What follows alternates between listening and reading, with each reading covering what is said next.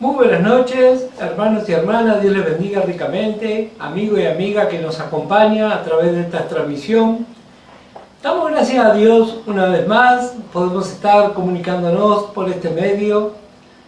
Hoy no es el día habitual en que lo hacemos, ayer tuvimos un inconveniente de salud con mi compañera, pero gracias al Señor hoy está mucho mejor, así que podemos estar retomando nuestras tareas y podemos estar llegando hacia su lugar, allí donde usted se encuentre, en su hogar, en su lugar de trabajo tal vez, y vamos a meditar una vez más en la palabra de Dios. Venimos considerando esta preciosa carta, Primera de Juan, y yo agradezco al Señor por todo lo que nos ha mostrado, lo que nos ha confirmado en cuanto a la fe. Y varias cosas estuvimos considerando en esta carta. Dijimos que es una de las últimas cartas escrita al finalizar el primer siglo de la Iglesia. Ya el apóstol Pablo había partido hacía aproximadamente unos 30 años y la apostasía, ya estando el apóstol Pablo, se había manifestado. Y al pasar el tiempo, vemos como el Espíritu Santo le inspiró a Juan, al discípulo amado, para escribir esta carta inspirada y guiada por el Espíritu Santo, para reforzar verdades preciosas, muy importantes, así en aquel tiempo como en este tiempo en que vivimos.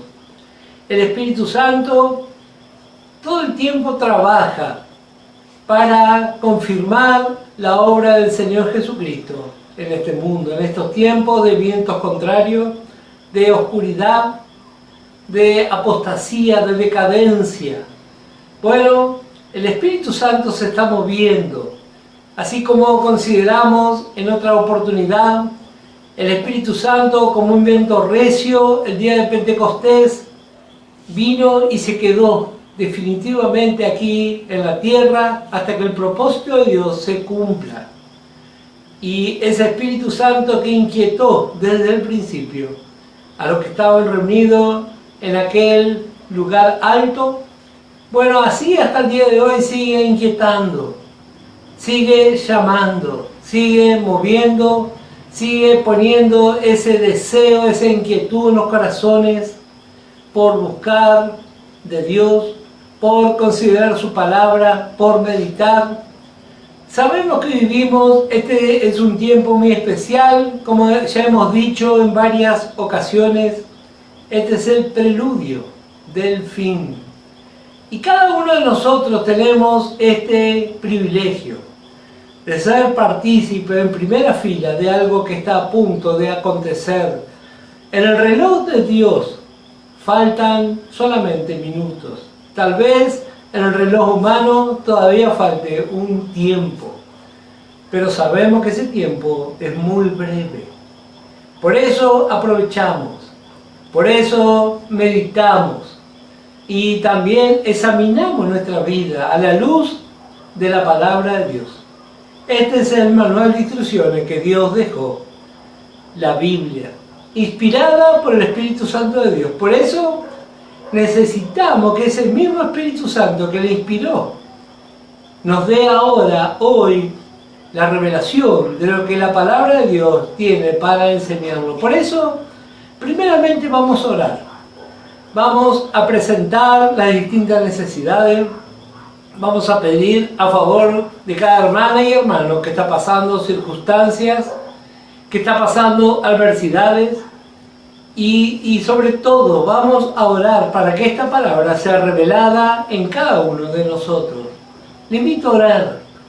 Padre amado, en el precioso nombre de Jesucristo nos reunimos y entramos en tu presencia.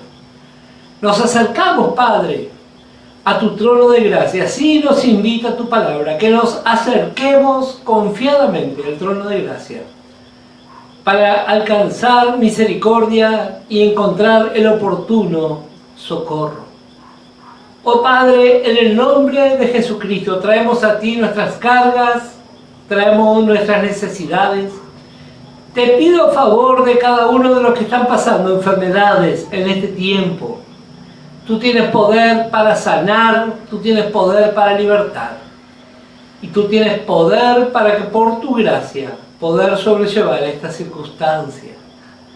Oh mi buen Dios, en el nombre de Jesucristo, alcanza tu más rica bendición, Señor, allí donde nos están mirando en esta hora. Tú que conoces los corazones, conoces las distintas necesidades en medio de tu pueblo. Y si hay alguien mirando que aún no ha tomado una decisión de fe, que en este día pueda entregar su corazón al Señor Jesucristo.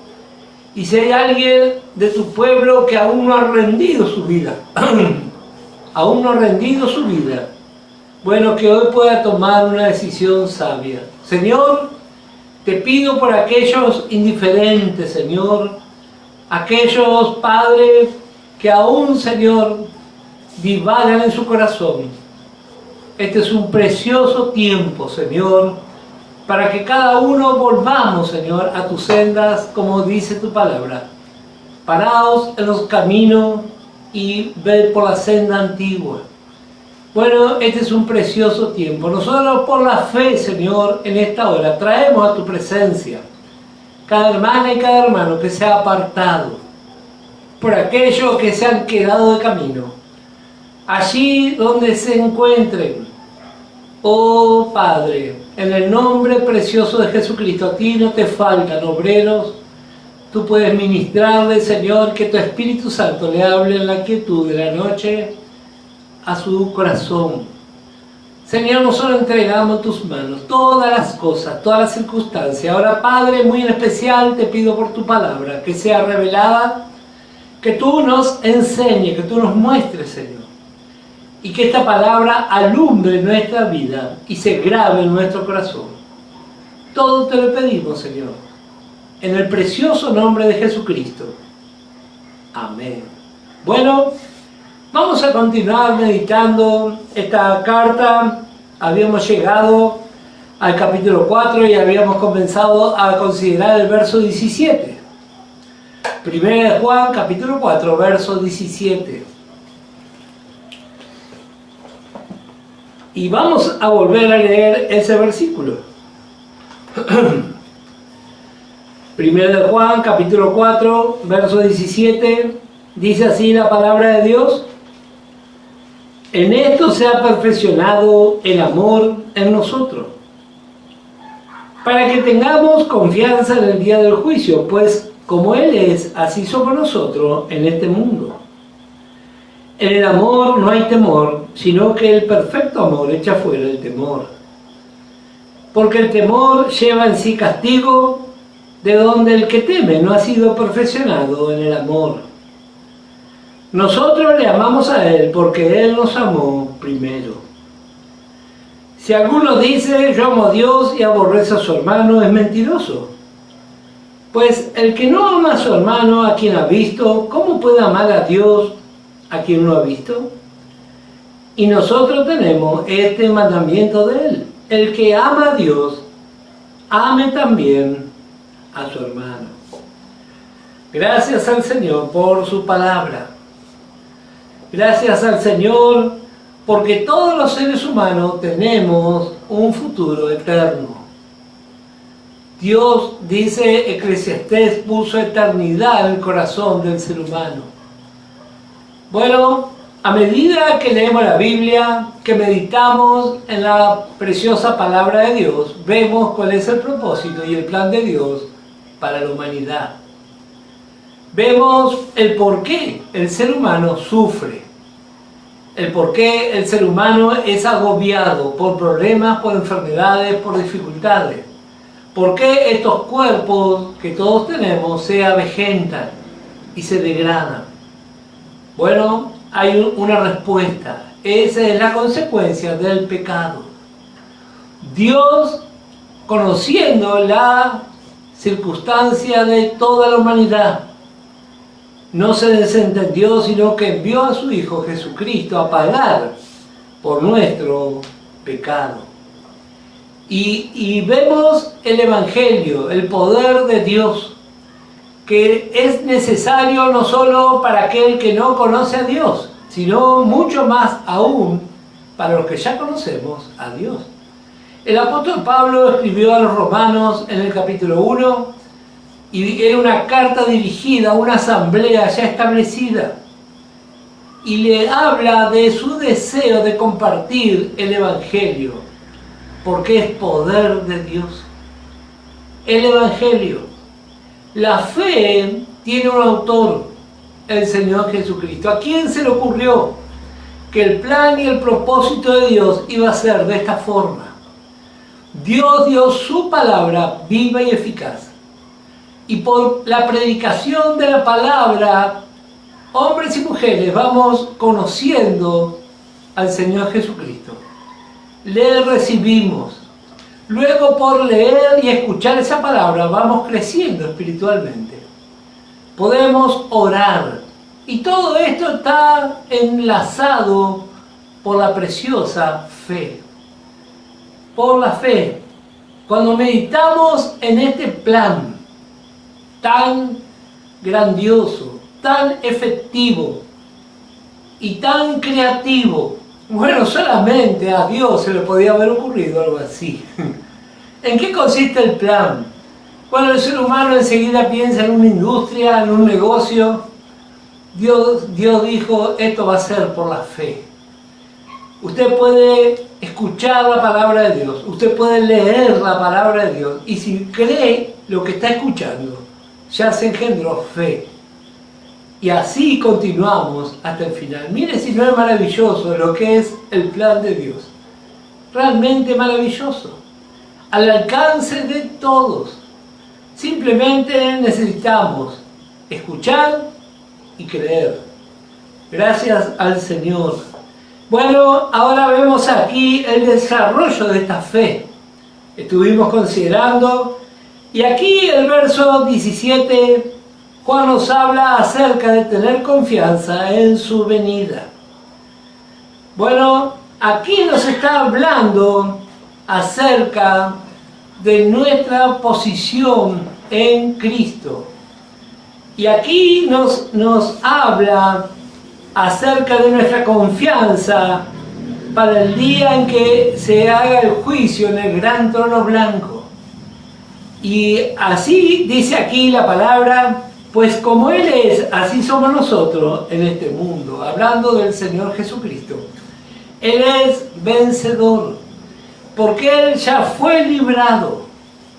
Y ese lugar, como estuvimos ya leyendo en Apocalipsis capítulo 20, versículo 11 al 15, encontramos que es un trono donde van a ir todos aquellos que rechazaron a Cristo.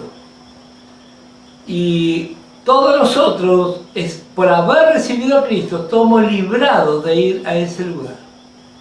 No vamos a participar en ese lugar. Nuestro lugar, habíamos leído 1 Corintios capítulo 3, versículo 10 al 15. El tribunal de Cristo. Hay una cosa que es común a los dos lugares y que trae lugar a muchas confusiones. Encontramos en el libro de Apocalipsis la declaración, cada uno será juzgado según sus obras. Según lo que haya hecho, menciona también el apóstol Pablo. Pero ninguno de esos dos lugares está determinando si va a ir al cielo o si va a ir al infierno. Los que llegan a esos lugares, en el caso de 1 Corintios capítulo 3, somos los hijos de Dios. Ya recibimos a Cristo y ya somos salvos. Lo que se va a determinar es nuestro lugar en la eternidad con Dios. Lo mismo ocurre en Apocalipsis capítulo 20. El trono blanco, el gran trono blanco, es un lugar de condenación. Juan vio, si usted lee esa porción, que Juan vio muertos, grandes y pequeños, pero todos muertos, refiriéndose a la condición del ser humano sin Dios. Y esos también van a ser juzgados según sus obras. ¿Qué quiere decir? Todos van a ir a la condenación, pero no va a ser lo mismo la vida de una persona tranquila y religiosa que nunca aceptó al Señor Jesucristo. No va a ser el mismo lugar que un malvado y que ha destruido la humanidad. Va a haber distintos lugares en la condenación, así como hay distintos lugares en el cielo. Bueno, Juan nos dice y nos alienta. Dice, para que tengamos confianza. A ese lugar no vamos a ir. Luego encontramos, yo hice mención, para los que toman nota, Mateo capítulo 25, verso 31 al 46. Ahí encontramos lo que la Biblia llama el juicio a las naciones. Y eso ha traído lugar a grandes confusiones. Por eso tanto valoramos la palabra de Dios y tanto agradecemos a Dios por una sana enseñanza. El conocimiento revelado de la palabra de Dios nos libra del fracaso, nos libra de nuestra propia locura y de nuestra mala interpretación. En esa porción, vamos a leerlo. Es muy interesante, ya que hoy estamos en un estudio bíblico, conviene detenernos para ver e interpretar correctamente. Mateo capítulo 25 y el verso 31 dice: cuando el Hijo del Hombre venga en su gloria y todos los santos ángeles con él, entonces se sentará en su trono de gloria y serán reunidas delante de él todas las naciones y apartará los unos de los otros, como aparta el pastor las ovejas de los cabritos. Y pondrá las ovejas a su derecha y los cabritos a su izquierda. Entonces el rey dirá a los de su derecha: venid, bendito de mi Padre, heredad el reino preparado para vosotros desde la fundación del mundo. Porque tuve hambre y me diste de comer, tuve sed y me diste de beber, fui forastero y me recogiste, estuve desnudo y me cubriste, enfermo y me visitaste, en la cárcel y viniste a mí. Entonces los justos le responderán diciendo: Señor, ¿cuándo te vimos hambriento y te sustentamos, o sediento y te dimos de beber? ¿Y cuándo te vimos forastero y te recogimos, o desnudo y te cubrimos? ¿O cuándo te vimos enfermo o en la cárcel y vinimos a ti? Y respondiendo el rey le dirá: de cierto os digo, que cuando lo hiciste a uno de estos mis hermanos más pequeños, a mí lo hiciste. Entonces dirá también a los de la izquierda: apartados de mí, malditos, al fuego eterno preparado para el diablo y sus ángeles. Porque tuve hambre y no me diste de comer, tuve sed y no me diste de beber. Y continúa. Bueno, los hermanos sin enseñanza utilizan este pasaje primeramente para hacer énfasis en la salvación por obras, algo totalmente antibíblico, porque la palabra de Dios es bien clara: la salvación es por fe, no es por obra. Usted y yo podemos hacer absolutamente nada, solamente creer y vamos a ir a los cielos. Y usted y yo podemos hacer infinitas obras de caridad y nunca reconocimos a Cristo como Salvador y vamos a ir de cabeza al infierno. ¿De qué está hablando esto aquí? Que da lugar a tantos malos entendidos y a que muchas veces los hijos de Dios dispongan su tiempo y su dinero por una mala interpretación de la Biblia. Aquí está hablando del juicio de las naciones. Y esta referencia que encontramos aquí nos habla del trato que han tenido y tendrán las naciones para con Israel. De eso está hablando. No está hablando de las personas que están en las cárceles y que tanto se les dedica tiempo. Y que yo no digo que eso esté mal. Si usted tiene un llamamiento y usted desea predicar el Evangelio, está todo bien. Pero no me venga a decir que porque la palabra de Dios dice esto, porque aquí está hablando de las naciones. No está hablando de ahora en lo natural. Gracias a Dios infinita por los evangelistas. Pero cuánto error, cuánta mala interpretación. Bueno, hay gobiernos como el de Estados Unidos que han tenido luz acerca de esta porción. Por eso ellos siempre estuvieron del lado de Israel. Otro tanto así hicieron también los británicos. interpretar correctamente la palabra de Dios. Este juicio es un juicio a las naciones. En la eternidad va a haber naciones que van a continuar y naciones que van a desaparecer. Bueno, eso es bueno que cada uno lo llevemos presente. Y asimismo, no solo interpretar quién va a estar en cada lugar donde se va a montar uno de estos juicios. Aquí vemos el juicio a las naciones. En Apocalipsis 20 vemos el juicio a los impíos.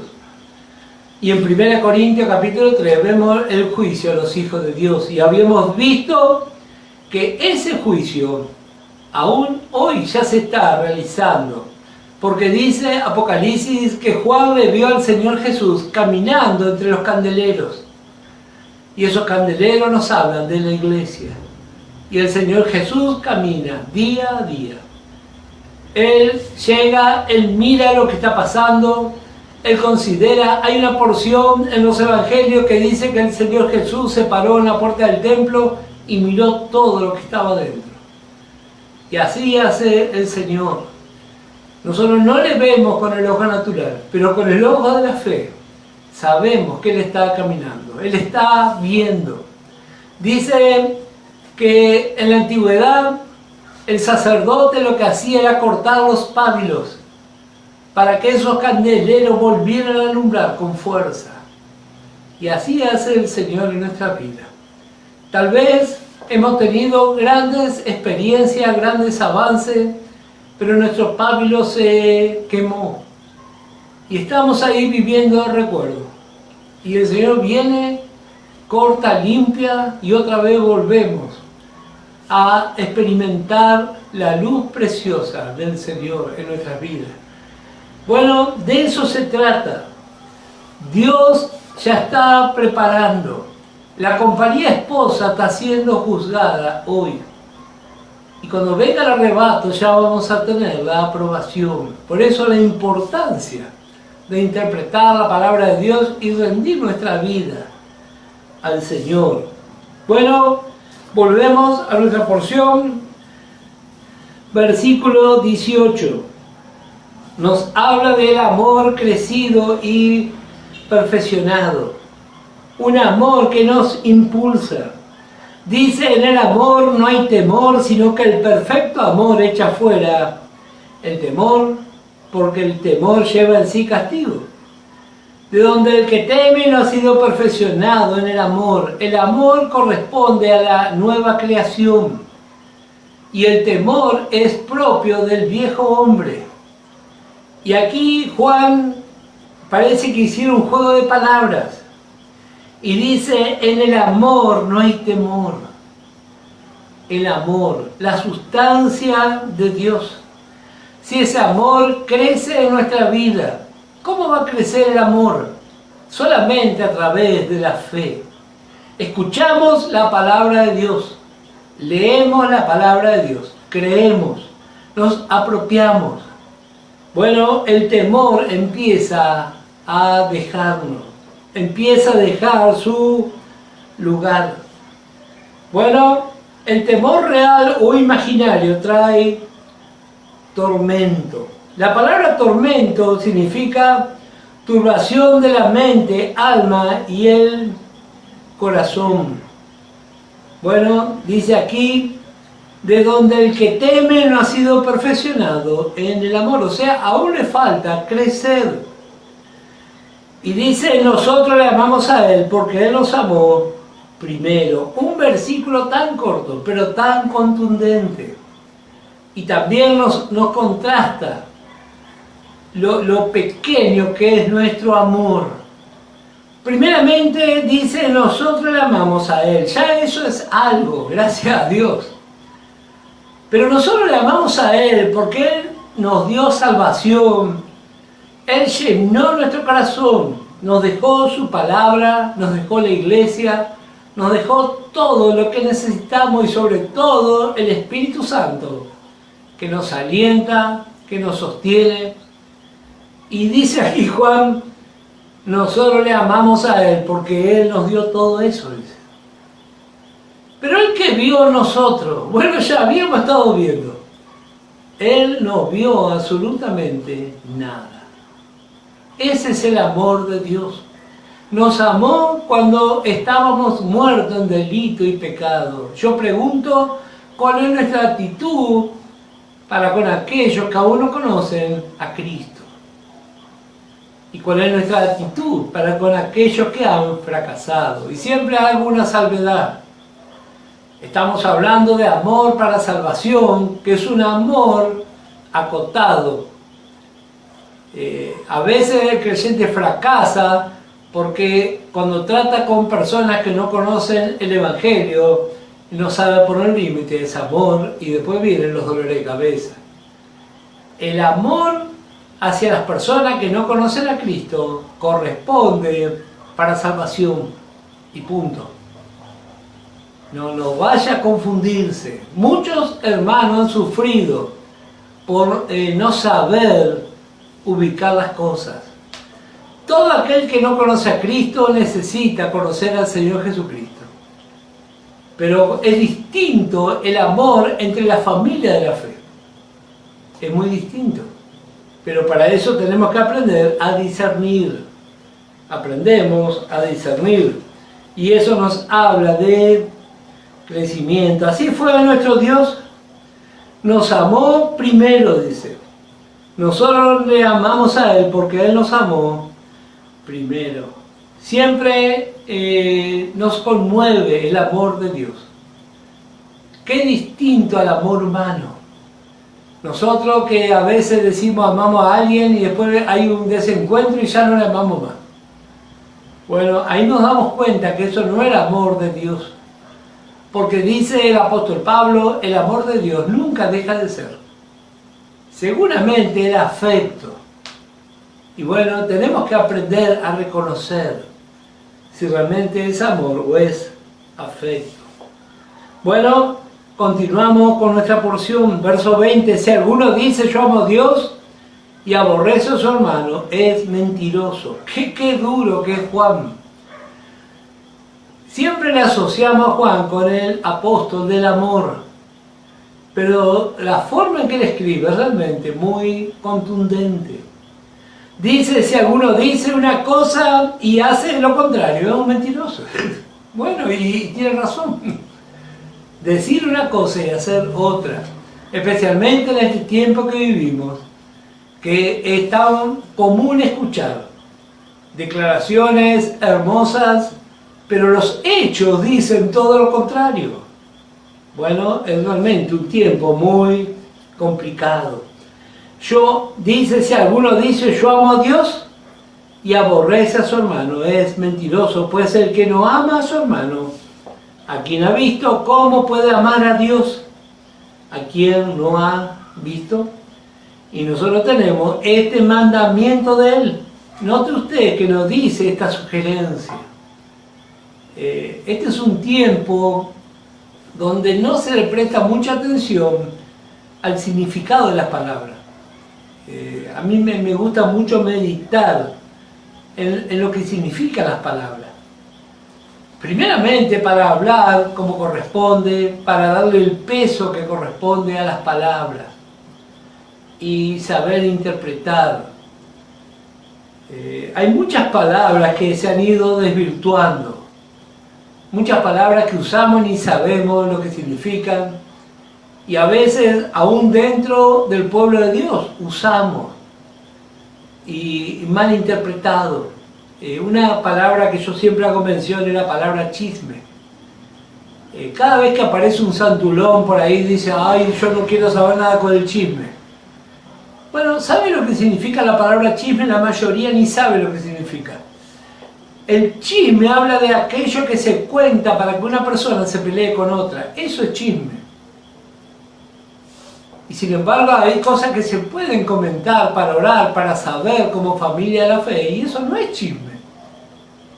Pero cuando no se tiene un poco de entendimiento, un poco de cultura, bueno, se malinterpretan todas las cosas. Por eso la importancia de leer, de meditar, de pensar. Y aquí vemos que esto no es una sugerencia. Dice, y nosotros tenemos este mandamiento de Él. El que ama a Dios, ame también a su hermano. Así que nuestra vida y nuestro testimonio deben ser coherentes. Debe ser coherente lo que decimos y lo que hacemos. Un tiempo de gran indiferencia, especialmente estos meses que hemos vivido de cuarentena, se hizo más patente aún la indiferencia. Y gracias al Señor por los que no han sido arrastrados por esa indiferencia.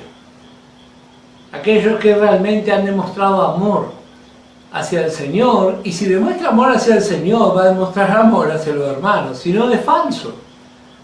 Yo a veces escucho declaraciones, sí, porque yo amo a Dios, y trata de no encontrarse con otro hermano. Entonces quiere decir que no ama tanto a Dios. Si no, no estaría haciendo lo que hace. Me llamó la atención cuando hicimos los listados. Algunos me preguntaban, ¿en qué grupo voy a estar yo? Bueno, porque no quería juntarse con otros hermanos. Eso es realmente muy triste y muy preocupante. Eso no es gracioso. Eso es demostración de cuánto falta aún de crecer. Pero tenemos que aprender, sobre todo sabiendo que el reloj de Dios está corriendo. Está corriendo. Y tenemos tanto aún para rendir nuestra vida al Señor. Así que vemos aquí varias veces en este capítulo vamos a encontrar esta verdad acerca del amor. Y ahora en el capítulo 5, el énfasis que va a dar Juan, inspirado por el Espíritu Santo, es acerca de los vencedores. Como dijimos, esta es una de las últimas cartas. Ya el apóstol Pablo no está. Ya vino la apostasía.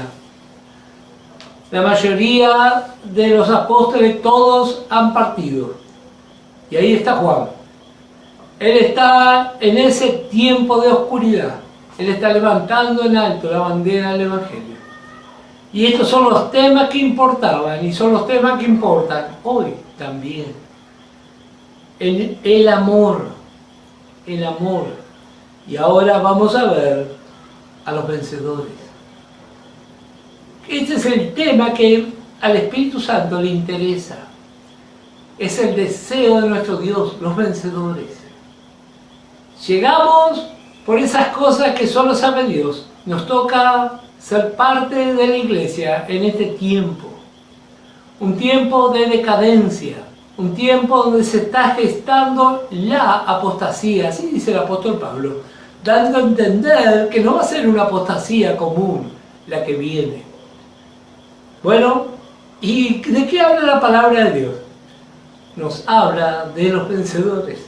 Capítulo 5 y verso 1 dice: todo aquel que cree que Jesús es el Cristo, es nacido de Dios.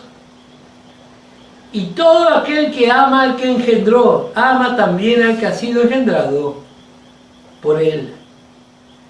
En esto conocemos que amamos a los hijos de Dios cuando amamos a Dios y guardamos sus mandamientos. Pues este es el amor a Dios, que guardemos sus mandamientos, y sus mandamientos no son gravosos. Porque todo lo que es nacido de Dios vence al mundo. Y esta es la victoria que ha vencido al mundo, nuestra fe. ¿Quién es el que vence al mundo, sino el que cree que Jesús es el Hijo de Dios? Este mundo, en la Escritura, cada vez que aparece la palabra mundo, en los originales encontramos la palabra caos. Caos. Y vemos aquí una regla. ¿Y dónde comienza la vida de los hijos de Dios? ¿Y dónde comienza la vida de los vencedores? todo aquel que cree. Ese es el comienzo. Así comienza la vida de fe. Un día escuchamos el Evangelio. Un día escuchamos lo que dice la Biblia y creímos. Y ahí comienza nuestro caminar. Ahí comienza una nueva vida. Ahí comienza un entrenamiento para la eternidad. Pensamos y recordamos por un momento ese día, cuando recibimos a Cristo. Nuestros primeros pasos, visitando iglesias, buscando dónde congregar. Y luego el Espíritu Santo nos empieza a revelar su palabra. Nunca sabemos por qué. Eso le corresponde solamente a Dios. Pero nos empieza a revelar. Y desde ese primer día hasta hoy es la misma forma. Todo aquel que cree. Todo aquel que cree. Así que así comenzamos y así vamos a continuar. Dice: todo aquel que cree que Jesús es el Cristo, es nacido de Dios, y todo aquel que ama al que engendró, ama también al que ha sido engendrado por él. ¿Qué es lo que encontramos aquí? Bueno, si realmente amamos a Dios, aquí vamos a ver las características de una vencedora o de un vencedor. Primeramente, renació por la fe. Y ahora continuamos creyendo. Ni siquiera sabemos por qué estamos conectados ahora. ¿Por qué, hermanas y hermanos en otras partes del mundo, escucha el mensaje de gracia? Bueno, porque el Espíritu Santo tiene este interés. Él está ministrando y preparando una esposa para Cristo. Y aquí vemos la esencia, vemos el comienzo y vemos el ambiente de los vencedores. Todo aquel que cree que Jesús es el Cristo es nacido de Dios. Y todo aquel que ama al que engendró, ama también al que ha sido engendrado por él. En esto conocemos que amamos a los hijos de Dios cuando amamos a Dios y guardamos sus mandamientos. ¿Qué actitud es la vida de fe? Este mundo en que vivimos, compuesto por cientos de millones de personas, que como dice la carta a los romanos, decidieron no tener en cuenta a Dios. Cada una de esas personas, cuando escucha el Evangelio, que se predica por doquier, yo agradezco tanto al Señor por cada hermana y hermano que predica, en las radios, en la internet, casa por casa, se predica. Una y otra vez, el amor de Dios se extiende sobre toda la humanidad. ¿Y qué es lo que dice la humanidad? Bueno, vamos a leer ahora un poquito más adelante. Dice que Dios es un mentiroso. Cada vez que alguien rechaza el Evangelio, cada vez que alguien hace burla del Evangelio, está diciendo que Dios es un mentiroso. Y lo más triste es cuando eso lo dicen también los hijos de Dios. Porque el impío tiene su corazón lleno de tinieblas por causa del pecado y rechaza la oferta de Dios. Pero ¿cuántos creyentes también rechazan la oferta de Dios? Creyente apartado, creyente que se maneja por su mente. Bueno, eso también nos tiene que hacer pensar, porque aquí este capítulo nos va a hablar de los vencedores. Y usted y yo somos invitados a pertenecer a ese grupo de los vencedores totales. Vemos aquí el comienzo de la formación de un vencedor. Comienza por creer. Qué precioso día, ese día que creímos. Yo siempre digo, tal vez no nos acordamos el número, ni qué día de la semana fue, pero nos acordamos el hecho. Estábamos en tal lugar, escuchamos la palabra y recibimos a Cristo. Bueno, ese es el comienzo. Y así va a continuar hasta el final. ¿Y qué vamos a ver aquí? Bueno, ¿cómo se manifiesta esto? Dice, aquí ya está hablando de corredores. En esto conocemos que amamos a los hijos de Dios cuando amamos a Dios y guardamos sus mandamientos. ¿Cuál es mi actitud hacia la palabra de Dios? A veces los que hemos criado hijos sabemos de la rebeldía de nuestros hijos. Le decimos, le hablamos y ellos hacen todo lo contrario. Bueno, en el libro de Isaías, Dios presentó su queja y dice, crié hijos y los engrandecí y ninguno me tiene en cuenta. Eso también le pasa a Dios. ¿Será que usted y yo le tenemos en cuenta a nuestro Dios? ¿Tenemos en cuenta lo que dice su palabra? Y dice, pues, este es el amor a Dios, que guardemos sus mandamientos, y sus mandamientos no son gravosos. No son mandamientos gravosos. Bueno, el deseo de Dios, Hebreo, para los que toman nota, Hebreo 11 y el verso 6. Sin fe es imposible. Si no leemos la Biblia, si no escuchamos, si no prestamos atención, nunca vamos a agradar a Dios. Somos hijos de Dios, sí, por haber recibido a Cristo, pero aquí estamos hablando de vencedores, de corredores. Bueno, la fe es la maquinaria y el amor es el aceite. Y aquí estamos viendo acerca de agradar a Dios. Este verso 3 que leímos dice, pues este es el amor a Dios, que guardemos sus mandamientos, y sus mandamientos no son gravosos. En la religión y las tradiciones humanas, fábricas de conceptos humanos, realmente se hace pesado, gravoso.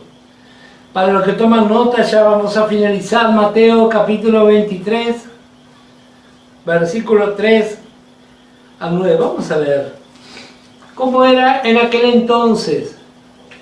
Dije hace poco, escuchando a un predicador, dentro de la maquinaria satánica infernal que este mundo sufre, la humanidad entera y aún la iglesia, el ejército de Satanás se ha perfeccionado y su departamento más grande, donde mayor personal tiene, es el que dice religiones.